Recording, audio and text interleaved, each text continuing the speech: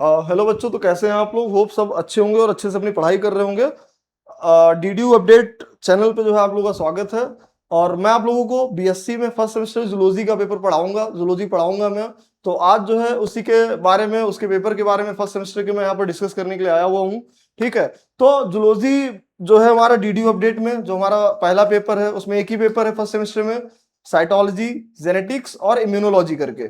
ठीक है, साइटोलॉजी में हम लोग जो है सेल बायोलॉजी मतलब सेल के बारे में पढ़ेंगे, प्लाज्मा मेम्ब्रेन के बारे में पढ़ेंगे, एंडोमेम्ब्रेन सिस्टम के बारे में पढ़ेंगे, और जितने हमारे सेल ऑर्गेनेल्स हैं, माइटोकॉन्ड्रिया, न्यूक्लियस, ठीक है, और पराक्सीसोम, गोल्जी बॉडी, एंडोप्लाज्मिक रेटिकुलम, इन सब चीजों के बारे में हमें डिटेल में पढ़ना है। ठीक है, और प्रोटीन शॉर्टनिंग कैसे हो रही है, ठीक है, जर्नल के हम लोग देखेंगे गोल्जी बॉडी, एंडोप्लाज्मिक रेटिकुलम से कैसे प्रोटीन जो है निकल कर बाहर अलग अलग टारगेटेड ऑर्गन पर ट्रांसफर किया जा रहा है, ये चीजें हमें देखनी है।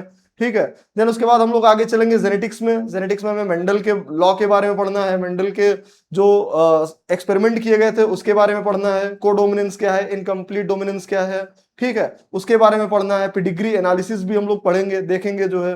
ठीक है, इम्यूनोलॉजी में हम लोग इम्यून सिस्टम के बारे में, इम्यून रिस्पॉन्स के बारे में, इनेट और एडाप्टिव इम्यूनिटी के बारे में देखेंगे। ठीक है, एंटीजन एंटीबॉडी के बारे में देखेंगे। ठीक है, एंटीजन एंटीबॉडी इंटरेक्शन क्या है, कितने तरीके की एंटीबॉडी है, type A, B, A, G, M, E, D, ठीक है, अलग अलग तरीके के एंटीबॉडी हैं, उनके स्ट्रक्चर के बारे में, उनके फंक्शन के बारे में देखेंगे।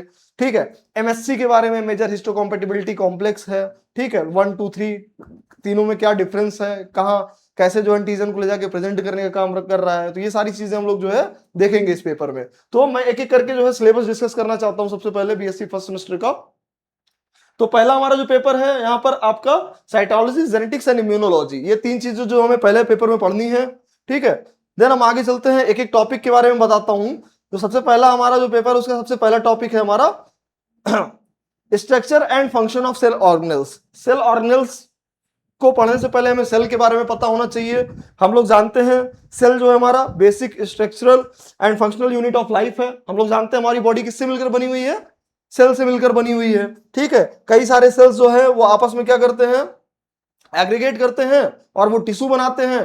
टिश्यू जो है, टिश्यू आपस में कई सारे मिलकर क्या बनाते हैं, ऑर्गन बनाते हैं। ऑर्गन से हमारा ऑर्गन सिस्टम बनता है और ऑर्गन सिस्टम से हमारा क्या बनता है, हमारा पूरा ऑर्गेनिज्म बनता है। ठीक है, तो इतनी चीजें हमें ये देखनी है। देन हम बात करेंगे सबसे पहले सेल का स्ट्रक्चर पढ़ने के बाद हम सेल ऑर्गेनेल्स पे जब आएंगे तो सबसे पहले हम बात करेंगे प्लाज्मा मेम्ब्रेन की। प्लाज्मा मेम्ब्रेन को हम लोग जानते हैं एक लिविंग जो है स्ट्रक्चर है, जो क्या करता है, सेल के आउटर बाउंड्री को क्या करता है, स्ट्रक्चरल फ्रेमवर्क को डिसाइड करने का काम करता है। ठीक है, हमें इसको देखना है। ठीक है, और हम जानते हैं प्लाज्मा मेम्ब्रेन का क्या काम है, एक जो है बैरियर की तरीके से काम करता है, जो सेल के अंदर के एनवायरनमेंट को सेल के बाहर के एनवायरनमेंट से अलग करने का काम करता है। ठीक है, होम्योस्टेसिस, सेल के होम्योस्टेसिस को मेंटेन करने का काम करता है। ये चीजें हम देखेंगे। प्लाज्मा मेम्ब्रेन के स्ट्रक्चर के बारे में देखेंगे, कई सारी थ्योरी दी गई हैं। ठीक है, फ्लूइड मोज़ेक मॉडल है और भी सैंडविच मॉडल है, ये सारी थ्योरी हम लोग देखेंगे। ठीक है, निकोलसन एंड सिंगर ने दिया था, उसके बारे में देखेंगे।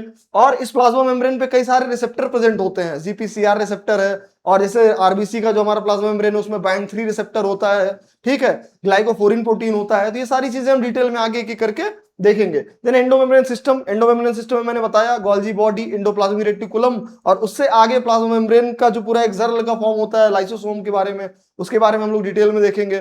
ठीक है, उसके बाद हम लोग जो है साइटोस्केलेटन के बारे में देखेंगे। साइटोस्केलेटन में माइक्रोट्यूब्यूल्स है, माइक्रोफिलामेंट्स है और इंटरमीडिएट फिलामेंट्स है। जैसे सेल, जब सेल डिवीजन होता है उसमें जो है हमारा इन्वॉल्वमेंट होता है इन सारी चीजों का, माइक्रोट्यूब्यूल्स का, माइक्रोफिलामेंट्स का इन्वॉल्वमेंट होता है हमारा फ्लैजला और सीलिया के मूवमेंट में। ठीक है, मसल्स के कॉन्ट्रैक्शन में इन सब चीजों का इन्वॉल्वमेंट होता है। तो ये सारी चीजें हम डिटेल में एक एक करके देखेंगे। मैं आज यहाँ पर सिलेबस डिस्कस कर रहा हूँ और आज से जो है आप लोग का एक एक लेक्चर जो है डेली डीडीयू अपडेट के चैनल पे अपलोड होगा। ठीक है, जब हम उसके बाद माइटोकॉन्ड्रिया के बारे में देखेंगे, माइटोकॉन्ड्रिया की ओरिजिन कैसी है। ठीक है, माइटोकॉन्ड्रिया का स्ट्रक्चर कैसा है, आउटर मेम्ब्रेन में क्या प्रेजेंट है, इनर मेम्ब्रेन में क्या प्रेजेंट है। माइटोकॉन्ड्रिया को हम लोग जानते हैं power house of the cell कहते हैं। एटीपी कैसे बन रहा है इसके अंदर।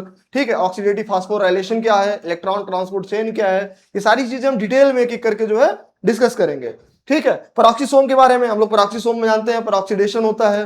ठीक है, बीटा पेरोक्सीडेशन होता है। ठीक है, यहाँ पर peroxidase है, कैटलेज है, सोडी है, सारे जो एंजाइम्स काम करते हैं, तो उन सबके फंक्शंस के बारे में हमें यहाँ पर देखना है। ठीक है, तीसरे यूनिट में हमें न्यूक्लियस के बारे में देखना है। न्यूक्लियस को हम लोग जानते हैं control centre of the cell बोला जाता है। ठीक है, न्यूक्लियस के अंदर न्यूक्लियोलस होता है, हमारा डीएनए होता है। ठीक है, डीएनए से आरएनए बनने का प्रोसेस जो ट्रांसक्रिप्शन है वो न्यूक्लियस के अंदर हो रहा है। क्रोमैटिन, क्रोमोसोम, सब चीज हमारे कहाँ प्रेजेंट है? न्यूक्लियस के अंदर प्रेजेंट है। ठीक है, तो न्यूक्लियस और का स्ट्रक्चर और जो फंक्शन है यूकैरियोट्स में, हमें उसके बारे में देखना है डिटेल में। केमिकल स्ट्रक्चर, बेस कंपोजिशन, उसके अंदर डीएनए और आरएनए जो प्रेजेंट है, ठीक है, दोनों के बारे में देखना है। डीएनए के स्ट्रक्चर के बारे में हमें देखना है। ठीक है, डीएनए डबल हेलिक्स मॉडल जो है वाटसन एंड क्रिक ने 1953 में दिया था, उसके बारे में हमें डिटेल में देखना है। ठीक है, डीएनए आरएनए हो गया, दोनों में डिफरेंस क्या हो गया? ठीक है, डीऑक्सीराइबोन्यूक्लिक एसिड, राइबोन्यूक्लिक एसिड, दोनों में डिफरेंस क्या है? ठीक है, तो ये चीजें हम डिटेल में देखेंगे। डीएनए सुपरकॉइलिंग क्या है, क्रोमैटिन न्यूक्लियोसोम मॉडल क्या है, सोलेनाइड मॉडल क्या है, ये सब जो है हमारा किससे रिलेटेड है? क्रोमैटिन ऑर्गेनाइजेशन, डीएनए सुपरकॉइलिंग से रिलेटेड है। तो ये सारी चीजें हम यहाँ पर देखेंगे। ठीक है, डीएनए और आरएनए के टाइप क्या है? जैसे आरएनए में मैंने बताया आप लोगों को टीआरएनए, एमआरएनए, आरआरएनए, 3 तरीके के आरएनए हैं, उनके स्ट्रक्चर अलग अलग है, उनके फंक्शन अलग अलग है, कौन सा एंजाइम उनके फॉर्मेशन में हेल्प कर रहा है, हमें ये चीजें देखनी है। डीएनए में भी 3 तरीके के हैं, ए बी जेड, 3 तरीके के डीएनए हैं, 3 फॉर्म में प्रेजेंट है डीएनए। तीनों के बारे में हम डिटेल में देखेंगे। तीनों का डिफरेंस जो है वो हर बार एग्जाम में पूछा जाता है। डीएनए में हमें डीएनए डबल हेलिक्स मॉडल जो वाटसन एंड क्रिक ने दिया था 1953 में, उसके बारे में अच्छे से देखना है। डीएनए आरएनए में डिफरेंस क्या है उसके बारे में देखना है। डीएनए के जो 3 फॉर्म है, ए बी जेड 3 फॉर्म है, उसके बारे में डिटेल में देखना है। आरएनए में आरआरएनए, टीआरएनए और एमआरएनए जो है, तीनों के बारे में हमें डिटेल में पढ़ना है। ठीक है, देन हम आगे आएंगे cell cycle, cell division, cell signalling की बात करेंगे। सेल साइकिल का मतलब सेल डिवीजन, हम लोग माइटोसिस मियोसिस की बात करेंगे। सेल साइकिल में हम जानते हैं 4 फेज है, G1 phase, S phase, G2 phase, M phase.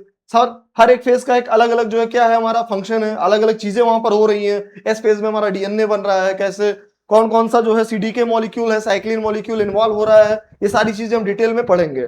ठीक है, देन उसके बाद हम लोग माइटोसिस मियोसिस के बारे में देखेंगे, सेल साइकिल और रेगुलेशन। ठीक है, सेल साइकिल एंड रेगुलेशन में हम लोग एपोप्टोसिस के बारे में देखेंगे। एपोप्टोसिस का मतलब प्रोग्राम सेल डेथ होता है। ठीक है, कोई भी सेल एक उम्र के बाद, सेल का भी एक एज होता है, एक उम्र के बाद उसको जब खत्म होना होता है, डेथ होनी होती है उसकी, तो वो भी एक जो है क्या होता है, एक प्रोग्राम के थ्रू होता है, एक पूरा एक लंबा प्रोसेस है, पिक्नोसिस, सेल ब्लेबिंग।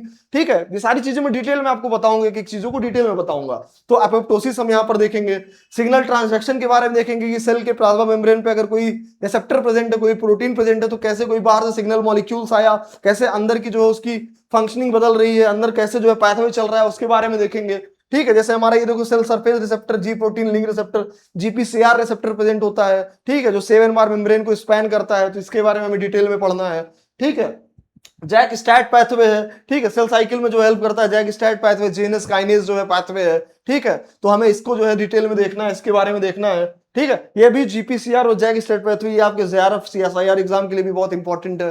ठीक है, अगला हम चलेंगे मेंडलिज्म एंड सेक्स डिटरमिनेशन पे। तो मेंडलिज्म में सबसे पहले हम मेंडल के बारे में देखेंगे, मेंडल के लॉ के बारे में देखेंगे। ठीक है, मोनोहाइब्रिड डाईहाइब्रिड क्रॉस क्या है उसके बारे में देखेंगे, कोडोमिनेंस क्या है, ठीक है, इनकम्प्लीट डोमिनेंस क्या है उसके बारे में देखेंगे।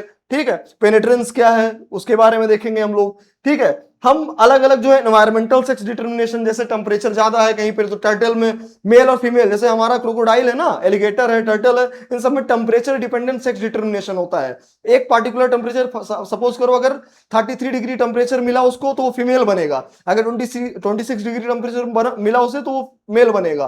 तो टेम्परेचर डिपेंडेंट सेक्स डिटरमिनेशन को भी हम यहाँ पर देखेंगे। ठीक है, एनवायरमेंटल सेक्स डिटरमिनेशन में सेक्स डिटरमिनेशन इन ड्रोसोफिला को भी हम लोग देखेंगे, ह्यूमन में देखेंगे हम लोग कि कैसे जो है एक्स वाई क्रोमोसोम मिलकर हमारा मेल बनाता है, कैसे जो है एक्स एक्स क्रोमोसोम मिलकर हमारे फीमेल बनाते हैं। मेल के केस में SRY रीजन होता है। ठीक है, सॉक्स जीन सिक्रीट करता है, कैसे जो हमारा टेस्टोस्टेरोन सिक्रीट होता है। तो ये सारी चीजें हमारा जो है डिटेल में हमें देखना है यहाँ पर। ठीक है, देन मेंडलिज्म का एक्सटेंशन है, उसको भी हमें डिटेल में देखना है। मेंडलिज्म का एक्सटेंशन का मतलब मल्टीपल एलील्स के बारे में, जीन इंटरेक्शन के बारे में। जीन इंटरेक्शन का मतलब सप्लीमेंट्री इंटरेक्शन क्या है, रिसेसिव एपिस्टेसिस क्या है, एपिस्टेसिस क्या है। तो जीन इंटरेक्शन में अलग अलग जो है 7-8 तरीके हैं, 7-8 जो है जीन इंटरेक्शन है, उन सबके रेशियो आप लोग याद करिएगा। मैं सारी चीजें डिटेल में आपको बताऊंगा। ठीक है, जीन इंटरेक्शन में डिटेल में पढ़ाऊंगा। मल्टीपल एलील जो है इसमें एबीओ ब्लड ग्रुप जो हमारा सिस्टम है उसके बारे में डिटेल में हम लोग देखेंगे। ठीक है, साइटोप्लाज्मिक इनहेरिटेंस क्या है, जेनेटिक मैटरनल इफेक्ट क्या है। ठीक है, माइटोकॉन्ड्रिया में जो है कैसे जो है साइटोप्लाज्मिक इनहेरिटेंस पाया जा रहा है, वो सारी चीजें हम देखेंगे। जीनोमिक इम्प्रिंटिंग के बारे में हम लोग देखेंगे, ठीक है। देन आगे चलते हैं, हम बात करेंगे ह्यूमन क्रोमोसोम और पैटर्न ऑफ इनहेरिटेंस। ह्यूमन के क्रोमोसोम के बारे में, कैरियोटाइपिक के बारे में, कैरियोटाइप के बारे में देखेंगे। कितने क्रोमोसोम है हम लोग में? 23 पेयर 46 क्रोमोसोम है।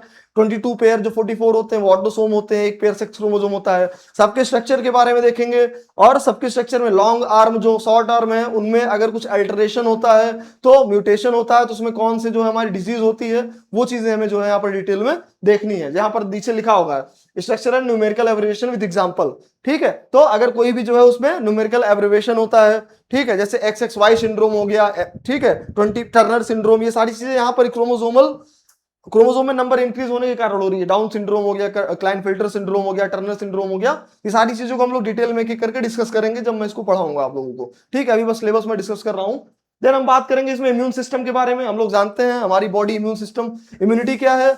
कोई भी बाहर से बैक्टीरिया वायरस हमारे बॉडी के अंदर जो घुसने की कोशिश कर रहा है, हमारे बॉडी को उसको रोक देने की जो हमारे बॉडी की कैपेसिटी है उसको हम इम्यूनिटी कहते हैं, ठीक है। और उसको मारने के लिए, उसको खत्म करने के लिए हमारी बॉडी जो एंटीबॉडी बना रही है उसको हम इम्यून रिस्पॉन्स बोलते हैं। तो हम डिटेल में पढ़ेंगे इम्यून रिस्पॉन्स क्या है, इम्यूनिटी क्या है, इम्यूनोलॉजी क्या है, ठीक है। हम इनेट और एडाप्टिव इम्यूनिटी के बारे में पढ़ेंगे। हम लोग जो है इसके बाद एंटीजन के बारे में पढ़ेंगे। एंटीजन फॉरेन मॉलिक्यूल्स है जो बैक्टीरिया वायरस से जितनी भी चीजें जो हमारे बॉडी के अंदर इंटर कर रही हैं और हमारे एंटीबॉडी प्रोडक्शन को जो क्या कर रही है, प्रमोट कर रही है, उसे हम क्या बोलते हैं? एंटीजन बोलते हैं, ठीक है। एंटीजन के पूरे स्ट्रक्चर को देखेंगे, क्या क्या कैरेक्टरिस्टिक फीचर है उसके बारे में देखेंगे। एंटीबॉडी के बारे में देखेंगे। एंटीजन को मारने के लिए, खत्म करने के लिए हमारी बॉडी जो है, हमारी बी सेल्स और टी सेल्स जो होती हैं वो एंटीबॉडी बनाती हैं, एंटीबॉडी के बारे में देखेंगे। एंटीजन और एंटीबॉडी का जो इंटरेक्शन है वो देखेंगे हम लोग। एंटीजन पे एपिटोप रीजन होता है, एंटीबॉडी पे पैराटोप रीजन होता है, दोनों कैसे आपस में ज्वाइन करते हैं, ठीक है। CDR रीजन होता है। तो ये सारी चीजें हमें डिटेल में देखनी है, ठीक है।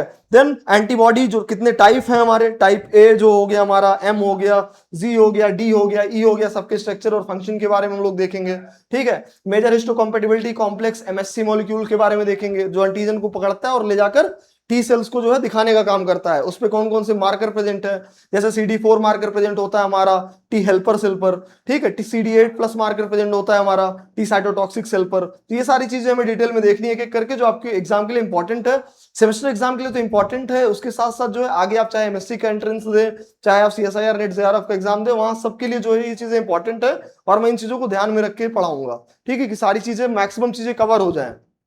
देन हम लोग इनेट और एडेप्टिव इम्यूनिटी हो गया, इम्यूनोग्लोबुलिन, ठीक है। एंटीबॉडी को हम लोग बेसिकली इम्यूनोग्लोबुलिन बोलते हैं, उसके बारे में देखेंगे। हाइपर सेंसिटिविटी क्या है, टाइप 1 टाइप 2 टाइप 3 क्या है, 3-4 तरीके के होते हैं, उसके बारे में हम लोग डिटेल में देखेंगे, ठीक है। इम्यून सिस्टम में इनेट और एडेप्टिव इम्यूनिटी क्या है? इनेट इम्यूनिटी जो होती है वो बाय बर्थ प्रेजेंट होती है, इनेट होती है, नेटिव होती है, जब हम पैदा होते हैं तब से वो प्रेजेंट होती है। एडेप्टिव इम्यूनिटी को हम लोग एक्वायर्ड इम्यूनिटी बोलते हैं, जो हम बाद में एक्वायर करते हैं एंटीजन से एक्सपोजर के बाद। तो ये चीजें हम देखेंगे, ठीक है। देन हम लोग बात करेंगे कॉम्प्लीमेंट सिस्टम। कॉम्प्लीमेंट सिस्टम की बात करेंगे हम लोग, जो है कॉम्प्लीमेंट प्रोटीन हमारे ब्लड में प्रेजेंट होता है, ठीक है, वो किस तरीके से काम कर रहा है उसके बारे में डिटेल में हमें देखना होगा, इंपॉर्टेंट है, बहुत इंपॉर्टेंट है, ठीक है।